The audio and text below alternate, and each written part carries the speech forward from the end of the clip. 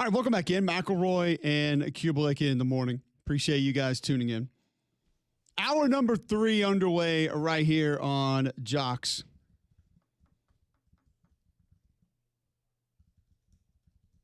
We're going to talk to Dave Waters about the Florida spring game. We felt pretty good about it yesterday. Some of the weapons that we saw, some of the personnel that we saw, maybe the different options they're going to have at different spots. You're going to have to wait for that conversation with Dave, though, Greg. One thing you never have to wait for is your dental care. That's because Family Dental has you taken care of to the urgent care office. You can be seen the same day in several locations to make it easy on you. Hoover, Fultondale, Homewood, Alabaster, and Trustful. They can get you in the same day. For routine cleaning, they can also get you in the same day. For appointments, they can get you in the same day. For urgent care, most insurance plans are accepted, and they're accepting patients of all ages. So call them today for that appointment at Family Care Dental, 874-9605. That's 874-9605. All right, let's go to Dave Waters now. Covers the Florida Gators. He's joining us on the Higginbotham hotline. I did not see anything massive, Dave, that said there should be separation at quarterback. Greg and I kind of went back and forth on this yesterday. The one thing that I did see that I thought was a little bit different that may end up being of great importance because I think it depends on what they want from their quarterback this year. And I think that's a huge question, is it felt like Aaron Philo had a better feel operating the offense. It looked a little simpler to him. He looked a little more smooth doing it. What did you see? What have you heard about any potential quarterback separation for the Gators? Yeah, I think especially early on in the game, I think you can certainly say that. Tramell Jones' first couple of drives didn't really amount to much. I believe it's 3 and out in the first couple of drives there. Philo did get the first drive, came out, and marched the team down the field. Now it was screens and swings and some really conservative passing. Nothing really downfield till later on for both quarterbacks. But that first drive, did lead them down, and they got stuffed on 4th and 1. But he did look more comfortable early on until I think the offense did kind of open up a bit for both quarterbacks, like I said. And then the differentiator was a little more big plays for Tramell Jones and no turnovers for Tramell Jones. So, I don't know how consistent the turnovers were. I know going back to the first scrimmage of the spring, there were a couple of turnovers from Philo as well. And some maybe not his fault, but maybe some were. So the coaches didn't seem too concerned with the turnovers from Philo in the spring game. One, DJ Coleman made a play on a kind of a quick RPO play, and they gave a lot of credit to Coleman for making the play more so than putting it on Philo. But the second one was certainly on him. You throw it over the middle. It's behind Vernell Brown. It gets tipped, and it's picked for a big return. So I think overall, I still think it's pretty close. I think this is going to be a battle going in the fall. If you go back to Saturday and just take Saturday into the equation when all eyes are on it, I do think Tramell did some good things to certainly to extend the conversation. It's just what happened in the other 14 practices, all the other scrimmages, that where I think when it's all said and done, when they expand this offense a little bit, because they said it was pretty basic on Saturday, when they expand this offense, all the comfortability code that you maybe pointed to, I think that might still end up being the separator when they expand this offense a little bit. What do you think, how much of the offense did they actually get installed, I guess would be the big question. I mean, I know it's different, it's unique. What's a reasonable install here in the first few days of the Summerall era? Yeah, that's a good question, Greg. You go back to maybe a lot of what you saw at Georgia Tech, and that's kind of what you saw in the spring game. So some four verts, some counter, and moving multiple offensive linemen on counter, some of the staples of the Georgia Tech offense. And then Buster Faulkner says after the game, hey, that's the base offense. That's kind of what we were staying in. I don't know how much more. I think what's encouraging is we did see some 4 receiver sets, some 5 receiver sets, something we certainly didn't see a whole lot of under the last regime. And they kind of go back and say, hey, well, we have this deep receiver room. We want to be able to go 4 wide. We want to be able to go 5 wide. So they unearthed some weapons there. So I still think it's probably an adjustment for how much can this offensive line handle. We know there's a lot of questions there, and I think they're probably still finding out how deep the skill room is, but how can they combo that with what we've seen from the offensive line and all the questions there, all the pieces that are still moving around. So I think probably, Greg, probably not a whole lot, I don't think, just because I still think they're trying to figure out a whole lot of what this personnel can do. When you look at the personnel as far as the offensive line, I know it's going to be very different this year than it was a year ago. It's an area that Coach Summerall has made public he has not been overly pleased with in the spring. What is this group's potential in your mind? Can they be pretty good? Is it going to have to be sort of a workaround for the majority of the season? I think it's going to be a lot of a workaround. Now, Summerall also did say, look, he's got one of the best strength and conditioning coordinators, according to him, to be able to build a group like that. But Cole, I mean, we saw so many different combinations on Saturday, and it certainly lends me to believe they're still really searching for the five they want. And some guys playing left and right tackle, some guys playing tackle and guard, switching centers. I mean, there was just a lot of different moving parts and combos to go along with this group. So I think it will be a majority, at least even maybe to start the season, till the group gels together. I mean, because you want to get a five that you can put together and get as many reps together as you can as a unit. But I think that's kind of just where they're lacking at right now. So I think that's why even early on in the spring game, we saw a lot of quick passes, get the ball out of the quarterback's hands, try to help that group as much as they can, and also get it in your skill players' hands as fast as you can at the same time. So I think it's just something they're going to have to probably scheme around more times than not. But, I mean, Cole, you go back to a lot of what Buster Faulkner said, and one thing I took away from one of his earlier press conferences, and hey, when this thing gets going, we want to be able to run the ball when everybody in the stadium knows we need to be able to run the ball. So I think there's a mindset there that, hey, there's a time we want to be able to lean on this group. I just think there's a lot to figure out before they get to that point. So are they confident in the personnel? I mean, that's the big question to me. I don't expect them to have continuity at this point, but do they feel like they have talent at the position? I think so, Greg. I mean, they're going to be mixing in transfers. You got some transfers from Penn State that come along with Phil Trotwine, Moore at center, who came over with Georgia Tech. So I think probably how fast the rest of the group can come along. Now, when they started spring camp, it was, we're going to let some of the guys who have already been here take the reps and let the transfers kind of work their way in, earn their way in. And obviously, I don't think it's going to take long for those transfers to do that. One I think that really stood out was Stanford transfer. He was a true freshman last year.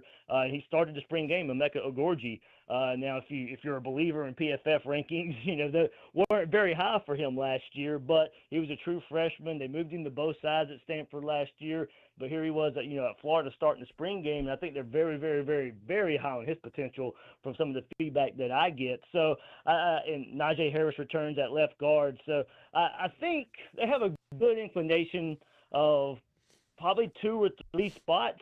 I think they know what they want at tackle, but maybe depending on what side that tackle plays. So I just think they know a good bit of the maybe first 5 and who will be involved. Still think there's some questions of where they'll be involved. Good news for Florida fans, we don't believe in PFF grades, so it's okay. Florida fans should be excited to hear that. I didn't think you did. I was making sure on that. Also, there are a couple of guys that we had mentioned on the show that I didn't think were getting a lot of run. I mean, listen, Jaden Ball, Dallas Wilson, I mean, even Eric Singleton being back in the offense, people are going to know exactly what they're capable of, what they're able to do. It may be like what they're going to add to that offense. I felt pretty good with what I saw from Micah Mays. I loved his film when I put it on. When I went and watched him at Wake, I was like, hold on, this is a big wide receiver, knows how to get open, uses his body well, offers a little bit of a different body type. Is there going to be real carryover from what we saw from him in the spring, you think, into the fall?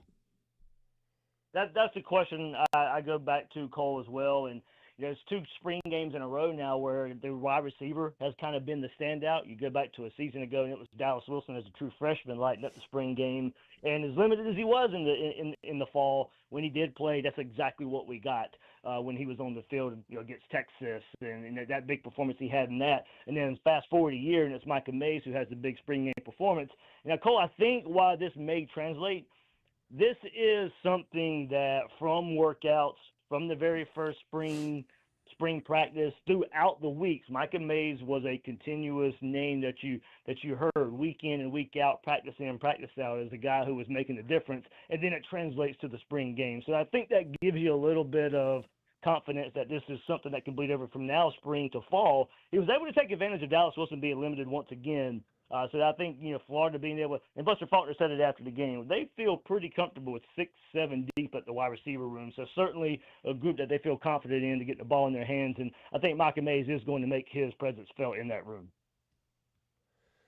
What about the kind of the rest of the unknowns? Like Mays was a guy that we didn't talk about a ton leading up to the spring, but you heard his name time and time again, like you referenced. Were there maybe a couple other surprises, if you will, when looking at everybody that had a nice spring that maybe wasn't expected to? I think maybe, senior safety DJ Coleman. I did mention his name earlier because he had a turnover there. And he transferred in from Baylor. And I think when spring practice started, maybe thought to be, where would he play? Would he play nickel? Would he play safety? Now he's playing safety lined up beside Bryce Thornton. And I think, Cam Dooley came over from Kentucky, and he didn't get the start. Now, he had an interception as well, as I mentioned, but it was kind of really surprising that Coleman, I think, coming in from Baylor, more so than Dooley coming from Kentucky, where Brad White, the defensive coordinator, come from in their previous relationship.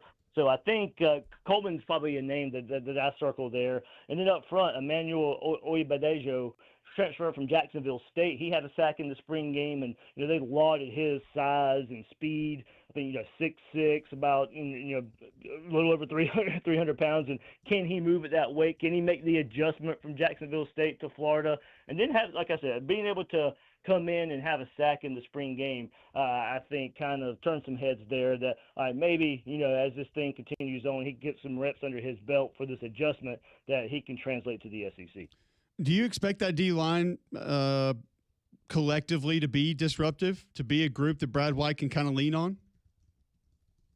Cole, that was one of the biggest questions coming into spring camp, and I think probably as for a group that you had questions of, probably the one that you feel best about now that you weren't just really sure of. John Summerall pretty much said the same thing, but Brendan Beck coming back, DK Kalu, a transfer from Baylor, I think, with McLeod and Mbachu, 2 freshmen who played a lot last year. I think combine that with some, the transfer Oyebadejo that I said, Jaden Woods at edge. I think they've probably found out through spring they got a lot more weapons. KJ Ford's another true freshman to watch out for. Probably replicating what Jaden Woods did last year as a true freshman, getting on the field early. He had a sack in the spring game as well. So this is a group that I think does go pretty deep, and something they can now count on, probably more so than they thought when spring practice started. All right, Dave. Great stuff, man. Thanks for helping us break down the Florida spring game, kind of what we saw. From what you heard, what you observed, not just in the spring game, but throughout the entire spring, what has changed about your thoughts, perception, maybe view of this football team heading into fall, as far as what they're capable of, what you think they might be? Maybe quarterback dependent, maybe. Still maybe a little more explosive. I know they talked about being explosive, but maybe still more explosive than I thought they could be. I'm big on the wide receiver room, but still being able to see maybe the quarterbacks being able to hit down the field. Something, we didn't see a ton of from Aaron Philo at Georgia Tech. Tramel Jones, not a whole lot of play. I just think, can they be able to scheme around the offensive line? And once the offensive line gelled, they did get the time. They did start hitting the big passes. So I know it's something that they want to get the ball in the playmakers' hands quick, but also I think got to be able to hit down the field. So I think being able to live down the field a little bit more in the passing game. I question, we did see a good bit of it in the spring game once they kind of settled down a little bit. There you go. Dave, great stuff, man. Good catching up. We'll do it again soon. All right, guys. Thank you so much. All right, so a little bit of a take there on the Florida spring game and what we took away from it, what that maybe changes about what it's going to be this upcoming fall. And we appreciate Dave Waters from Gator Breakdown joining us on the Higginbotham hotline to do so at GatorDave_GB. Find his work at gatorsbreakdown.com as well. We'll follow up on a little bit of that. Florida, maybe where it's going. Some other folks have feedback on a couple of the topics that we discussed across the course of the show today, so we'll get to those. All that more next on Jocks.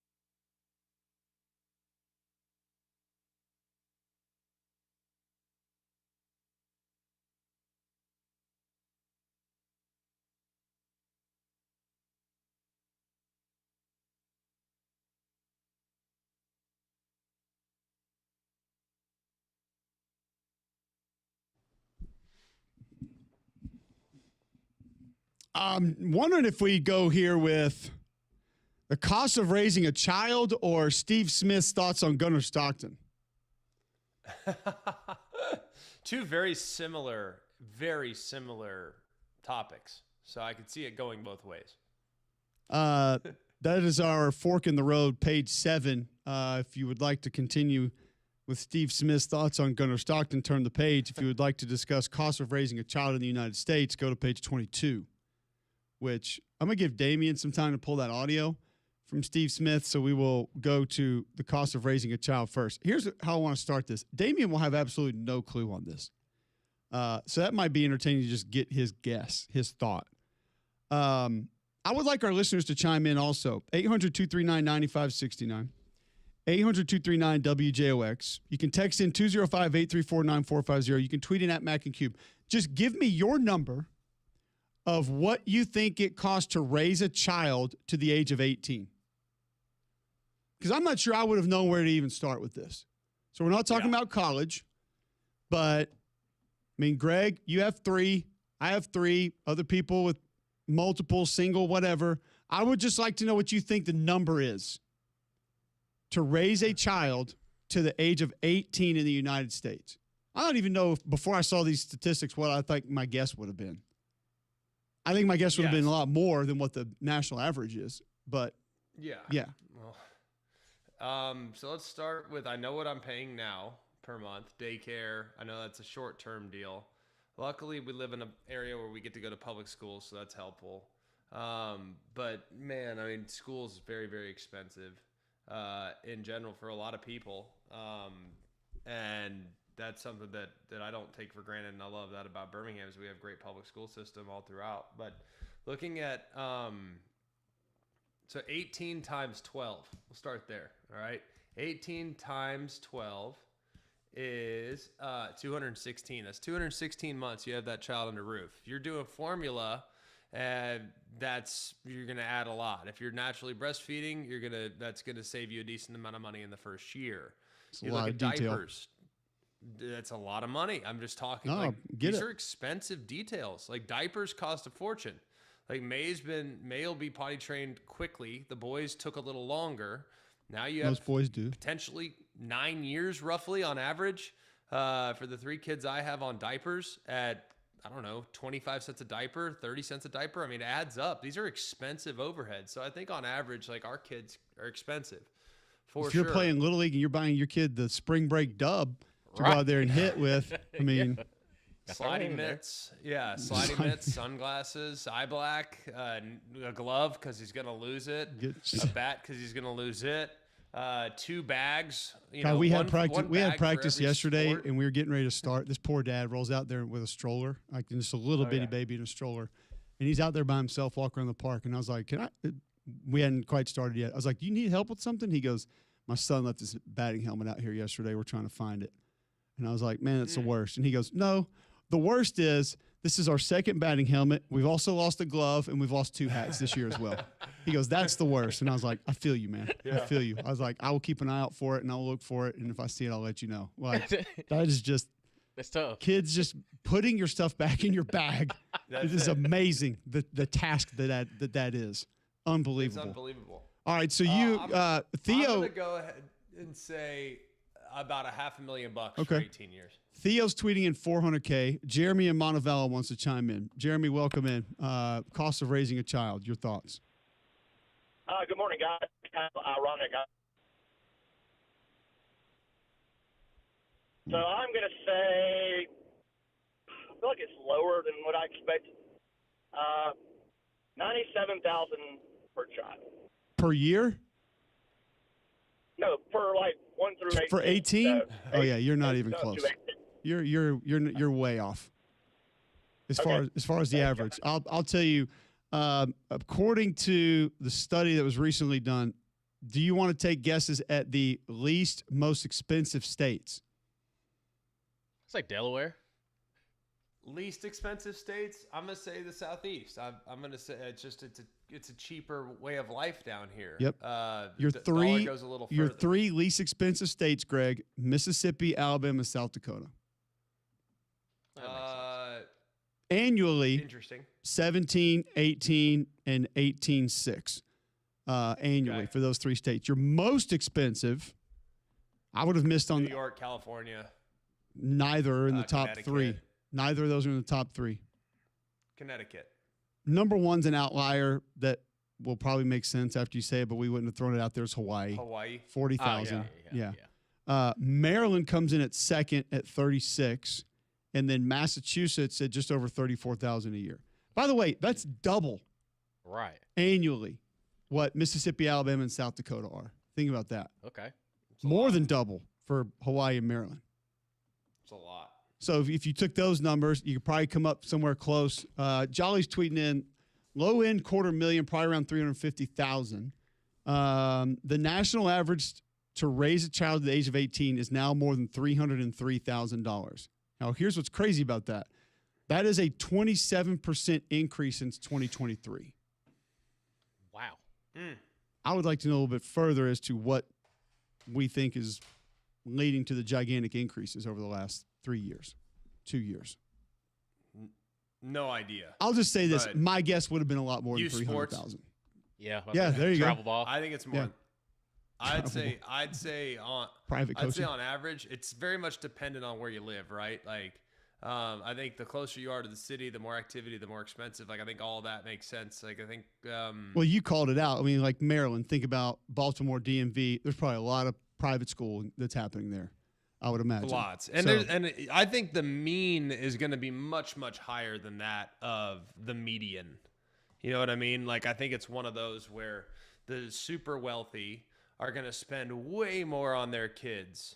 Like, for example, I mean, lessons, piano lessons, private lessons for sports. Horseback riding. You go on vacations. Polo. They have kids. Yeah, I mean, these are expensive things you don't learn coming out of the womb like that. So I bet you the mean of people that live in Maryland and they're crabbing or who knows what they're doing. I have no idea. I have no idea. Like, it probably some lobstering, which is like a really fancy thing to do. I have no clue. But learning how to sail, I don't know. I mean, I bet you the median is probably around $250,000. I bet the mean is much, much higher because those that have millions upon millions upon millions of dollars are probably spending every bit of $100,000 a year on their kids. You got to have dock shoes. Between private schools and things like that. Dock shoes, yacht shoes. Got to have it. Dinghies. You got to have all those things if you're out there on the water all the time. Yeah. You got to have all of it. Yep. So just interesting. I would have guessed a lot more than 300,000. But I also had not put any like pen to paper to even think about it. So I don't want to think about it. My kids bring me joy. They're priceless. Oh, of course. I don't think anybody's Yeah. trying to say like it's not worth it. It's just the average of what it costs. There are times where I'm like, why? But yeah, they're the best. I mean, so I don't really want to think about it. I don't want to think about that burden. Like, I just want to enjoy them. But yeah, it's expensive, dude. It's really expensive. Because what was it Vince or JG asked you on Easter for what, $5 million? $2 million. $2 million. Yeah, two. He cut it off at $2. So yeah. Yeah. I mean, that's. He wanted rollerblades and $2 million. I don't even know where he came up with $2 million. One. How does he even know what $1 million is? It's just. But he wanted to. I don't know whether to credit him to stopping there. Like, I don't know where he gets credit for stopping, or if I'm disappointed that he could have gone to 10. He kept it reasonable for 2. Yeah. Yeah. Go either way with that. You really, you just don't know. But then you brought up just stuff for infants, and you start thinking about all those little things that begin to add up that you're going to have just different fees for different things that you have to pay for. It's why I would have gone a lot higher than 303,000 when you think about 18 years of that. But like I said, I've never even once sat down and said, okay, this, how many months a year, how many weeks a year, doing this twice a week, doing this once a week, whatever, whether it's dance, whether it's jazz dance, whether it's voice lessons, I've never even considered putting it all down on a sheet of paper. It's just don't do it. Kind of make it work when you figure out what it is. So, but 303,000, the increase is where it caught me off guard. That it's up almost 30% in 2 years. In 2 years. Like, what are we doing different outside of our baseball bats are a lot more expensive? Travel ball. That's all. What it is. It's travel ball. It's That's road all- uniforms, that's what it is. road Jordans for travel basketball and AAU Yeah. basketball, road and home unis. I guess that's what it is also. So, yeah, I don't know. It's that lacrosse, man. It's getting expensive. That's it. I imagine so. You got to have your own lacrosse sticks. All right. How much are those a pop? I have no idea. We have one in our shed, but I don't know Don't know. what they cost. No, that was a gift. So, but I don't know what they cost either. All right, so we'll take a little turn on the other side, and we'll talk Gunnar Stockton because he was the third quarterback off of our board in our quarterback draft earlier. There is a very successful NFL player that I feel like would have been way down his list, maybe not even drafted, per some of the comments that were made. Before we go to break, though, Odeshay is tweeting in. I have twin girls, so cost of living's crazy. Double everything. Cheer for high school is $2,500 each, Oh, For cheer? along with all the dresses they wear once and almost everyday trip to Buc-ee's. That can be avoided. Yeah. I could go on, but I only have so many characters. Hold on. $2,500 that's a lot. for cheer. To cheer? Now, at least it's year round. It's all the sports. But I know there's a couple, mom and pops that can create some pom poms for you. I remember our athletic fees at Homewood were like, you paid like the $25 athletic fee, Right. and then you got to go do the sports. Yeah. If you want But $2,500 just to cheer. just to cheer? Phew. Oh boy. How many uniforms they got, you think? I mean, for Are they like $2,500 worth. wherever he's going to high school, is there cheerleading squad like the Oregon of Right. high school cheerleaders? You never wear the same one. You Yeah. just- they're out. As soon as you wear one, we go to the next one the next day. $2,500. Are they playing in France? They gotta be. They gotta be. They study I've abroad never heard anything like that in my life. for cheer. And again, no offense to There's nothing wrong with cheer, but Right, but- how many girls do we think are on a normal high school cheerleading squad? 20? 15? Well, it depends on the classification of school, because Okay. yeah, Let's We'll just get call your it down. Let's find it in the middle. We'll say 13, 14, we'll Yeah. say. but 2,500. That's a lot of money going into the Right, a piece. what are we riding the games in? Private jets, a smaller end, like taking limos to the game? yeah, it's gotta be. Wow. All right. Start getting ready for that too, I guess. A whole nother bank account for that one. Man, Odeshay, I need to know where your girls go to school. yeah, like, that's expensive. Just need to know that. All right. We'll be back to talk Gunnar Stockton next on Jocks.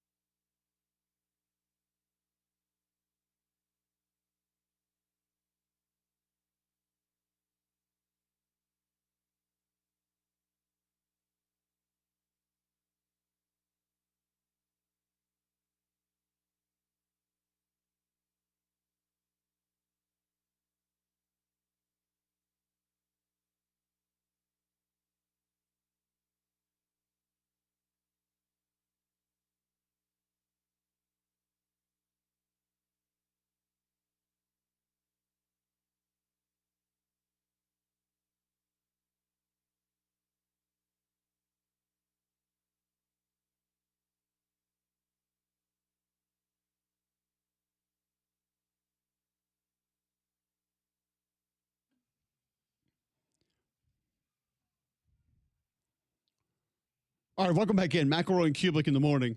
I don't believe we have clarification yet on the cheerleading fees. Still waiting to see if we can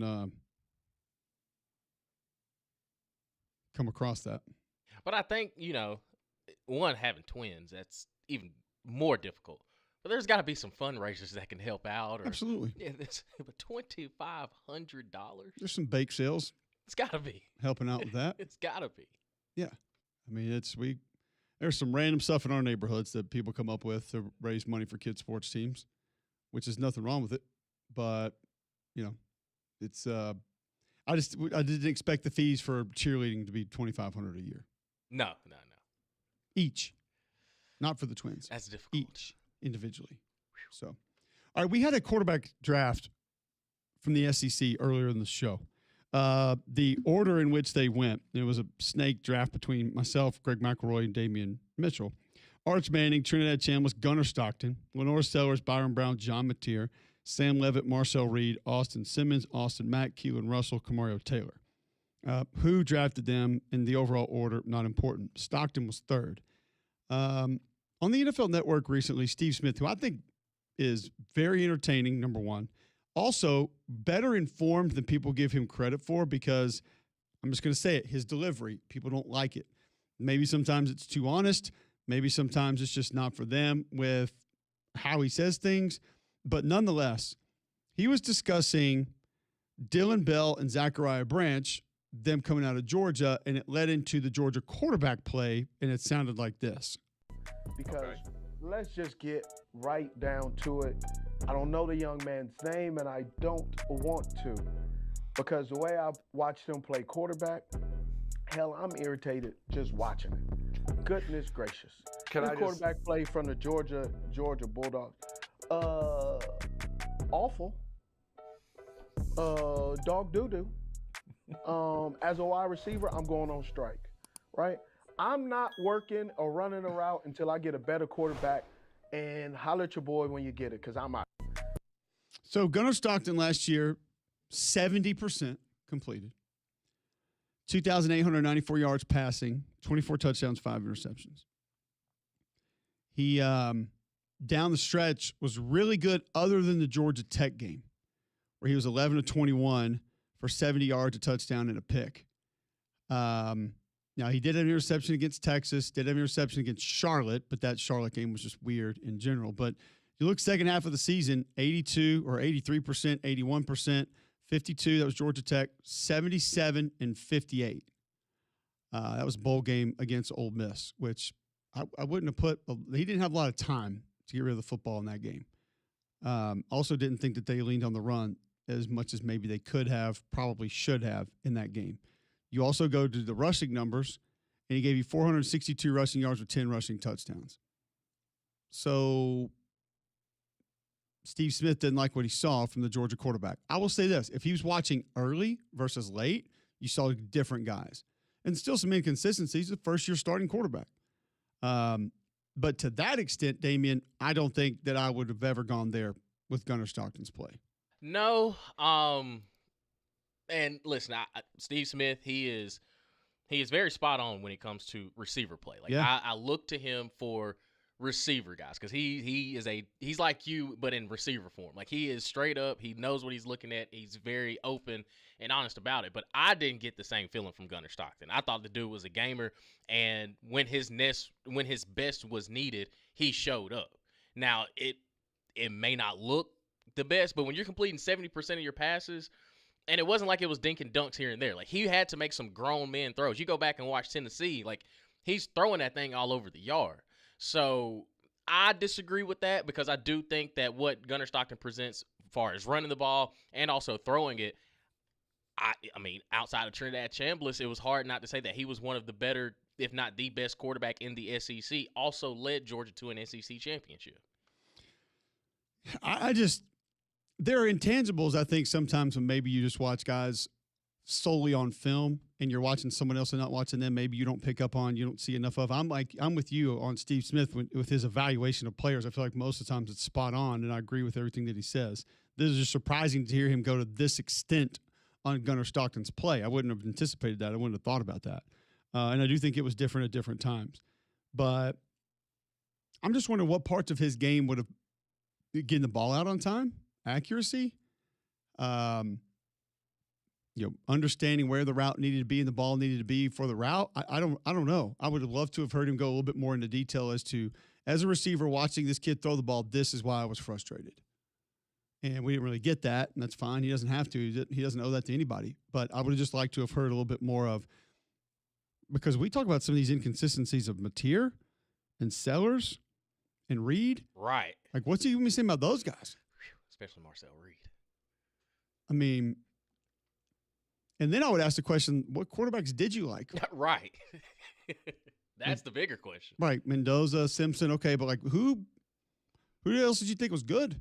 Yeah, especially out of the SEC. If you'd go and turn on the tape for Garrett Nussmeier at times, it's once again, a lot of that not his fault. Played injured, didn't have any protection, literally none. No consistent ground game to lean on. By but choice. Yeah, I would like to know like who is going to play in the NFL. Because when you look at Gunnar Stockton, like arm strength, arm talent, he's definitely got it.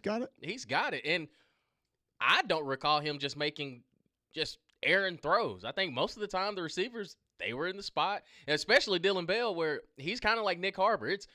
He looks the part, but there are moments where it's woo. So this also interesting, he said about Dylan Bell, which I would have said he gets a ton of credit for this. He went on to say the way in which he was used is going to hurt him in the draft because he wasn't allowed to truly develop at a spot to where I would say, hold on now. Like, you got a guy that's lined up at running back that's played in the slot, played outside, caught screens, caught balls down the field, caught balls out of the backfield. That says value to me. Right.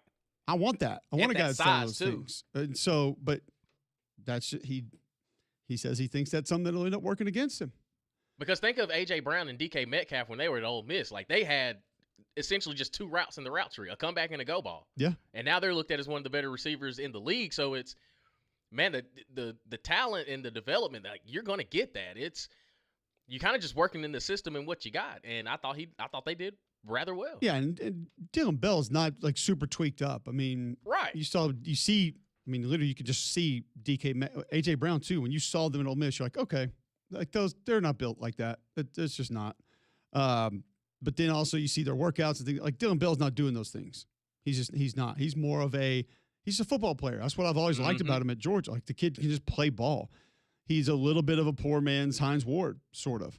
Like, I kind of put Jeremy Bernard in that category too, like Anquan Bolden, Hines Ward-ish. Now, I think Anquan and Hines are your high end of football player receiver guys that just the ins and outs, understand it, not going to run past you, do the little things well.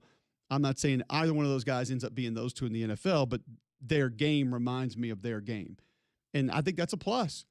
Like, Dylan Bell will get out there and block on a screen. He's not afraid of it. And so those are things that I look at as advantages when you're going to take a guy off the board or maybe want a guy to come join your roster, can fill different spots. I don't know what he is as a special teams guy, but man, just it's why I like hearing different thoughts from different people. And he obviously played in the league at a high level and is not afraid to share his opinion. But we'll see how Gunnar Stockton looks this year. He was my third pick off the board.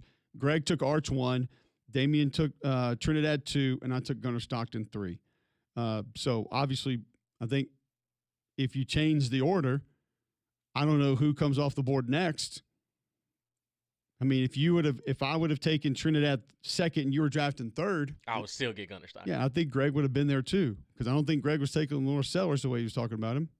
So I don't know. I guess this follows up with what I've been saying this offseason. Like, Gunnar Stockton is not getting, in my opinion, the respect he deserves. And kind of going back to our draft, he was the things that Greg was saying about Lenore Sellers. I felt the same way about John Mateer. Now, I like John Mateer, but it's hard to separate what I saw last year where he was putting the ball in harm's way. And I remember we were talking about it during the season of, well, Lenore Sellers, he was kind of bailing South Carolina out of a lot of situations and then asking him to do everything.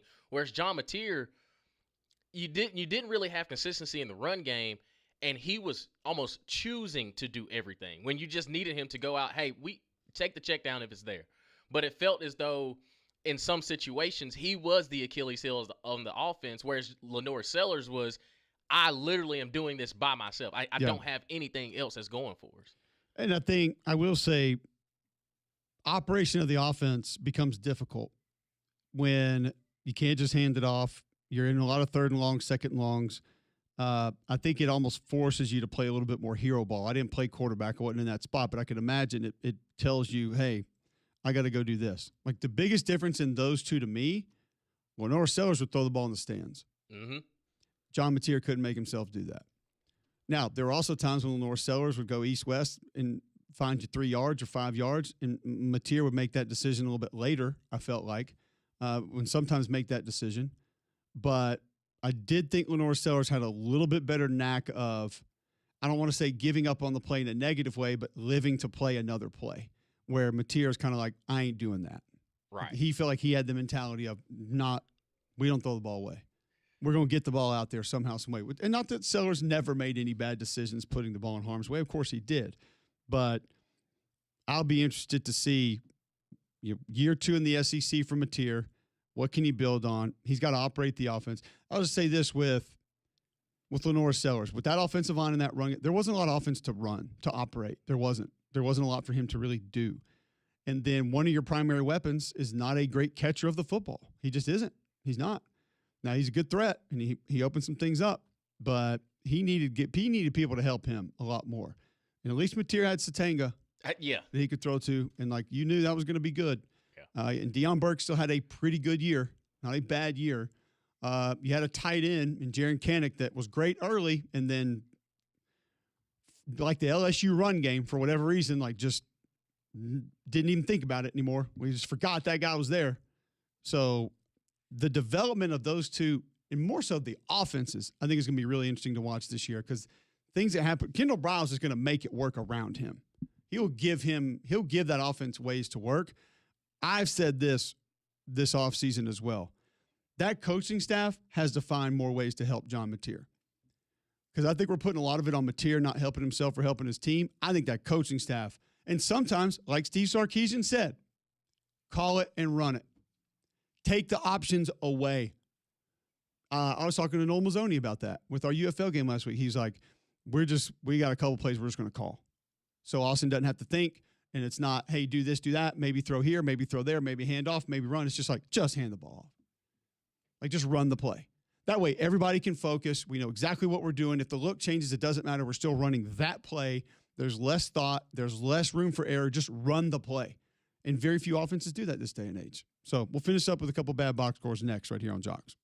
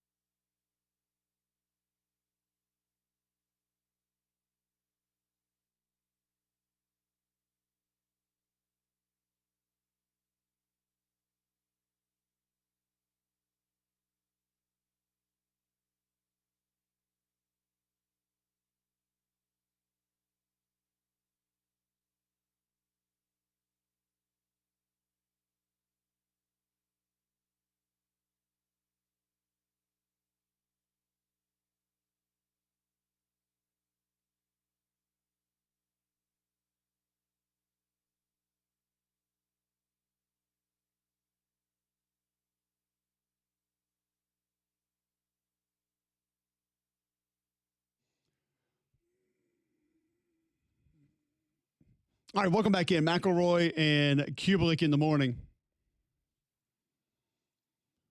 Get to a couple bad box scores of the day before we get out of here.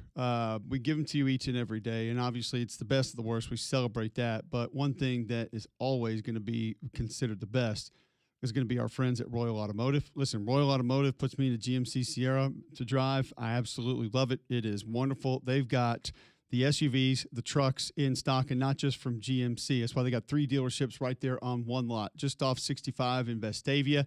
You can find great service, great help at Royal Buick GMC. Go to royalbuickgmc.com today, see what they have online, and then just roll down there to see their used car lot, to see what they've got from Volkswagen, Volvo, GMC, all on the lot today at my friends with Royal Automotive.